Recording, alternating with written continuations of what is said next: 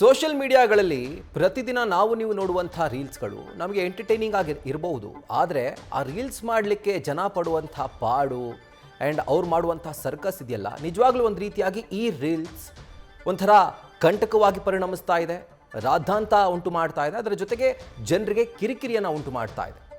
ಕಾರಣ ಏನು ಅಂತಂದರೆ, ರೀಲ್ಸ್ ಕಿಲ್ಸ್ ಅನ್ನುವಂಥ ಮಾತನ್ನು ನಾವು ಹೇಳಲಿಕ್ಕೆ ನಮ್ಮ ಬೆಂಗಳೂರಿನಲ್ಲೇ ಆದಂಥ ಒಂದು ಘಟನೆ. ರೀಲ್ಸ್ ಹುಚ್ಚಾಟಕ್ಕೆ ಹೆತ್ತ ತಂದೆಯನ್ನೇ ಮೂಟೆ ಕಟ್ಟಲಿಕ್ಕೆ ಮಗಳು ಮುಂದಾಗಿದ್ಲು. ಇನ್ಫ್ಯಾಕ್ಟ್ ಕಟ್ಟಿದ್ದಾಳೆ ಕೂಡ. ಮೂಟೆ ಕಟ್ಟಿ ತಂದೆಯನ್ನ ಕೊರಿಯರ್ ಮಾಡೋಕೆ ಪುತ್ರಿ ಟ್ರೈ ಮಾಡಿದ್ದಾಳೆ.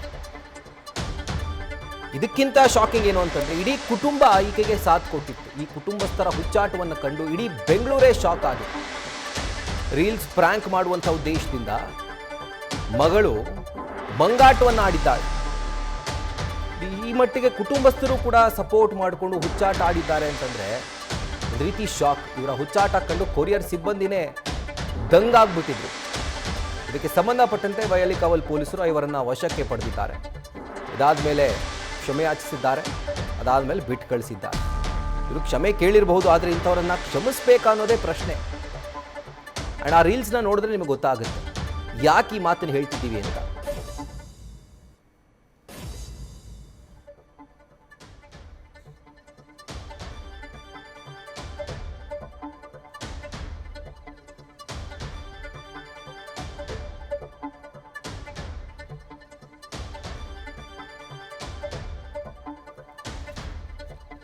ಈಗ ನೀವು ನೋಡ್ತಾ ಇದ್ದೀರಲ್ಲ, ಈ ಒಂದು ಮೂಟೆ, ಇದು ಯಾವುದೋ ಒಂದು ಅಕ್ಕಿ ಐಟಮ್ಮೋ ಅಥವಾ ಯಾವುದೋ ದಿನಸಿ ಐಟಮ್ ಅಲ್ಲ.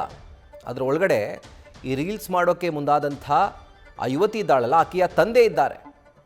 ಮುಂದಿನ ಹಂತಗಳಲ್ಲಿ ಆ ವಿಡಿಯೋ ನೋಡಿದಾಗ ಗೊತ್ತಾಗುತ್ತೆ. ಆ್ಯಂಡ್ ಸುತ್ತಮುತ್ತ ಇರೋ ಎಲ್ಲರೂ ಕೂಡ ಅವರ ಫ್ಯಾಮಿಲಿಯವರೇ. ಅವರ ತಾಯಿ, ಆ ಯುವತಿ ಗಮನಿಸ್ತಾ ಇದ್ದೀರಿ, ಇಬ್ಬರು ಅವ್ರಿಗೆ ಗೊತ್ತಿರೋರು ಎತ್ಕೊಂಡ್ಬರ್ತಾ ಇದ್ದಾರೆ ಆ ಮೂಟೆನ. ಆ ಮೂಟೆ ಒಳಗಡೆ ಅವರ ತಂದೆ ಇದ್ದಾರೆ. ಕೇವಲ ಒಂದು ರೀಲ್ಸ್ ಮಾಡಲಿಕ್ಕೆ ಇಷ್ಟರ ಮಟ್ಟಿಗೆ ಅಪಾಯ ಬೇಕಾ ಅನ್ನುವಂಥದ್ದು. ಅಕಸ್ಮಾತ್ ಹೆಚ್ಚು ಕಮ್ಮಿ ಆಗಿದ್ದಿದ್ರೆ, ಉಸಿರುಗಟ್ಟಿ ಅವ್ರ ತಂದೆ ಅಕಸ್ಮಾತ್ ಏನಾದರೂ ಅವ್ರಿಗೆ ಹೆಚ್ಚು ಕಮ್ಮಿ ಆಗಿದ್ದಿದ್ರೆ ಆಗ ಕ್ಷಮೆ ಕೇಳಿದರೆ ವಾಪಸ್ ಬರ್ತಿದ್ರಾ? ಯೋಚನೆ ಮಾಡಬೇಕು. ನೋಡಿ, ಅಲ್ಲಿ ಮೂಟೆಯನ್ನು ಸಿಬ್ಬಂದಿ ಓಪನ್ ಮಾಡ್ತಾರೆ. ಅಂದರೆ ಅಲ್ಲಿ ತಂದಿಟ್ಟಂಥ ಸಂದರ್ಭದಲ್ಲಿ ಸ್ವಲ್ಪ ಅವರ ಸ್ಕ್ರಿಪ್ಟ್ ಪ್ರಕಾರ ಅವರ ತಂದೆ ಒಂಚೂರು ಕೈಕಾಲು ಅಳ್ಳಾಡಿಸ್ತಾರೆ ಮೂಟೆ ಒಳಗಡೆ.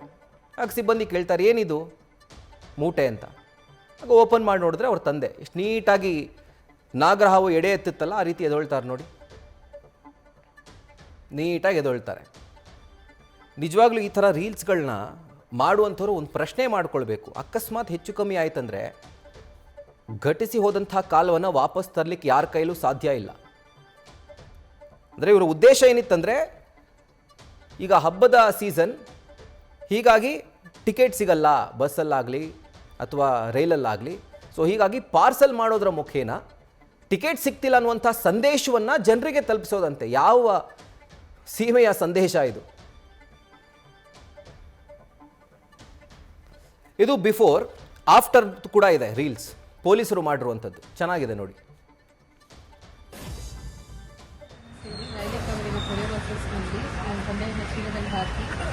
ಯುಗಾದಿ ಮತ್ತು ರಂಜಾನ್ ಹಬ್ಬದ ಪ್ರಯುಕ್ತ ರೇಟ್ಗಳೆಲ್ಲ ಜಾಸ್ತಿ ಆಗಿದೆ, ಬಸ್ನಲ್ಲಿ ಸೀಟ್ ಸಿಗ್ತಾಯಿಲ್ಲ ಅನ್ನೋ ಒಂದು ಮೆಸೇಜ್ನ ತಲುಪಿಸೋಕ್ಕಾಗಿ ಒಂದು ರೀಲ್ ಮಾಡಲಿಕ್ಕೆ ಹೋದ್ವಿ.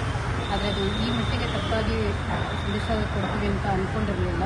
ಇದು ನಾವು 4 ಜನ ಸೇರಿ ರೈಲ್ವೆ ಕಾವಲಿನ ಕೊರಿಯರ್ ಆಫೀಸ್ನಲ್ಲಿ ನಮ್ಮ ತಂದೆಯ ಚೀಲದಲ್ಲಿ ಹಾಕಿ, ಯುಗಾದಿ ಮತ್ತು ರಂಜಾನ್ ಹಬ್ಬದ ಪ್ರಯುಕ್ತ ರೇಟ್ಗಳೆಲ್ಲ ಜಾಸ್ತಿ ಆಗಿದೆ, ಬಸ್ನಲ್ಲಿ ಸೀಟ್ ಸಿಗ್ತಾಯಿಲ್ಲ ಅನ್ನೋ ಒಂದು ಮೆಸೇಜ್ನ ತಲುಪಿಸೋಕ್ಕಾಗಿ ಒಂದು ರೀಲ್ ಮಾಡಲಿಕ್ಕೆ ಹೋದ್ವಿ.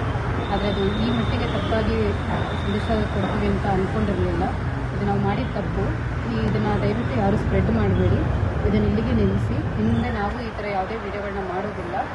ನಮ್ಮನ್ನು ಕ್ಷಮಿಸಿ. ನಾವು 5 ಜನ ಸೇರಿ ಈ ವಯಲಿಕಾವಲಿನ ಕೊರಿಯರ್ ಆಫೀಸ್ನಲ್ಲಿ ನನ್ನ ತಂದೆಯವ್ರನ್ನ ಚೀಲದಲ್ಲಿ ಹಾಕಿ ತಗೊಂಡು ಹೋಗಿ, ಯುಗಾದಿ ಮತ್ತು ರಂಜಾನ್ ಹಬ್ಬ ಪ್ರಯುಕ್ತವಾಗಿ ಎಲ್ಲ ಬಸ್ ರೇಟು ಜಾಸ್ತಿ ಆಗಿದೆ ಹಾಗೂ ಸೀಟ್ ಸಿಗ್ತಾ ಇಲ್ಲ ಅನ್ನೋ ಒಂದು ಮೆಸೇಜ್ನ ಕಳಿಸ್ಲಿಕ್ಕಾಗಿ ಒಂದು ಪ್ರ್ಯಾಂಕ್ ಮೂಲಕ ತಿಳಿಸೋಣ ಅಂತ ಮಾಡಲಿಕ್ಕೆ ಹೋದ್ವಿ. ಈ ರೀತಿ ಮಾಡೋ ತಪ್ಪು ಅಂತ ಗೊತ್ತಾಗಿಲ್ಲ ನಮಗೆ. ಇದು ನಮಗೆ ಗೊತ್ತಾಗಿದ್ದರಿಂದ ಈಗ ನಾವು ಕ್ಷಮೆ ಕೇಳ್ತಾ ಇದ್ದೀವಿ. ಇದನ್ನು ದಯವಿಟ್ಟು ಯಾರೂ ಪಬ್ಲಿಕ್ ಮಾಡಬೇಡಿ. ಹಾಗೂ ಇನ್ನು ಮುಂದೆ ನಾವು ಈ ರೀತಿ ಇನ್ನೊಮ್ಮೆ ನಮ್ಮಿಂದ ತಪ್ಪು ಆಗೋದಿಲ್ಲ. ನ್ಯೂಸ್ ಫಸ್ಟ್, ನಿರ್ಭೀತಿಯಿಂದ ನಿಮ್ಮ ಪರವಾಗಿ.